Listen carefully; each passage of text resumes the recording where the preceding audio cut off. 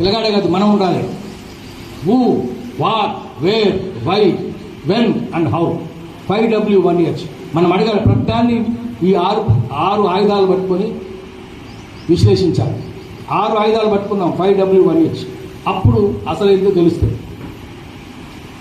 అందుకని నేను ఎక్కువ చెప్పను దీనికి, మీకు 2-3 విషయాలు చెప్పి పోదామనుకున్నాను. అద్భుతమైన రాజ్యాంగం. ఇక్కడ ఢిల్లీలో కూర్చున్న వాళ్ళకి ఏం తెలియదు, ఏ పార్టీ అయినా కావచ్చు. యమునా పార్ అంటారు, ట్రాన్స్ యమునా, అవతల ఏమిటో తెలియదు. మీరు అడగండి, రాహుల్ గాంధీని అడగండి, మోదీని అడగండి, తెలంగాణలో ఏ భాష మాట్లాడుతారని అడగండి, తెలియదు. పక్కన ఫ్రెండ్స్ అంటే మేబీ ఫ్రెండ్స్ అంటారు. వాళ్ళకి తెలుస్తుందా? కులాలు తెలుస్తాయా? వృత్తులు తెలుస్తాయా? తెలియదు కదా. తెలియనప్పుడు మరి దేశమంతా ఒకటే ఏకాత్మతా భావం అని చెప్తున్నారు కదా. అందరు ప్రజలందరి మధ్యన ఒకటే ఆత్మ ఉందని చెప్తున్నారు. మరి ఇంకా కులాలు ఎందుకు ఉన్నాయి? అంటరాంతరం ఎందుకు నిర్మూలన కాలే? రామ్నాథ్ కోవింద్ 2018లో ప్రెసిడెంట్ ఆఫ్ ఇండియా, ఆయన పూరి జగన్నాథ్ గుడికి పోతే ఆయన లోపల రానియలే, ఆయన భార్య పోతామని నెట్టేసింది సవితను. మరి కులాలు ఎందుకు రద్దు కాలే? అంటరాంతరం ఎందుకు రద్దు కాలే? ఈ చిత్తారం ఎందుకు, పోషం ఎందుకు, మైసమ్మ ఎందుకు, మారం ఎందుకు? నీ గుళ్ళకి రాని అనేందుకే కదా. ఏ కులానికి ఏ వృత్తి వాళ్ళు పెట్టుకున్నారు. ఒకరు బీరప్పని పెట్టుకున్నారు, ఒక కాటమయ్యని పెట్టుకున్నారు, ఒక చిత్తారామని పెట్టుకున్నారు, ఒక ఇల్లమ్మని పెట్టుకున్నారు, పోషమ్మని పెట్టుకున్నారు. ఇన్ని ఎందుకు ఉన్నాయి? నీ గుళ్ళకి రాని అనేందుకే, అంటరాంతరం పాటించినందుకే. అది ఇంకా ఎందుకు?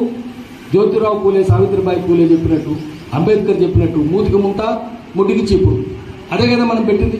జ్యోతిరావు పూలే రాసింది, ఆయన ఏమేం జరిగిందో అది చూసే చదివి అంబేద్కర్ నా గురువు పూలే అని చెప్పింది. అంత గొప్ప వాళ్ళు మళ్ళీ రావాలి. భూమి మీద సావిత్రిబాయి పూలేని మించిన ఎవరు ఉన్నారా? భూమి వచ్చినాక, భూమి పుట్టినాక మళ్ళా అంత ఓపిక, భూమికి ఉన్నంత ఓపిక ఉన్న తల్లి ఎవరు ఉన్నారంటే సావిత్రిబాయి పూలే. నువ్వు తుమ్మినా, నువ్వు పొడిచినా, గడ్డపారతో పొడిచినా భూమి నొప్పి పడుతుందా? తెలుస్తుందా? మనం తిట్టదు. సావిత్రిబాయి పూలే అంతే. ఆమె కొట్టినా, పిండ జల్లిన, రాయి జల్లిన, ఇసుక జల్లిన, అత్యచే చూసిన చదువు చెప్పింది కదా, భయపడలేదు కదా. ముందు బ్రాహ్మణ స్త్రీలకే చెప్పింది. ఆయన రాసినందుకే బ్రాహ్మణ స్త్రీలను తీసుకుపోయి చిత్తు మీద పెడతారు బలవంతంగా. పిల్లలు వదిలిపెట్టి ఆమె పోతుందా? చిన్న చిన్న పిల్లలు ఇంట్లో ఉంటే భర్త చచ్చిపోయాయి, ఆమె ఇస్తే కాదు, బలవంతంగా తీసుకుపోయి పడేస్తున్నాడు.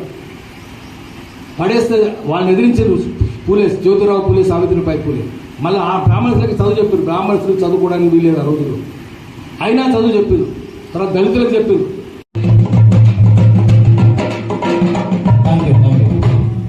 Thank you.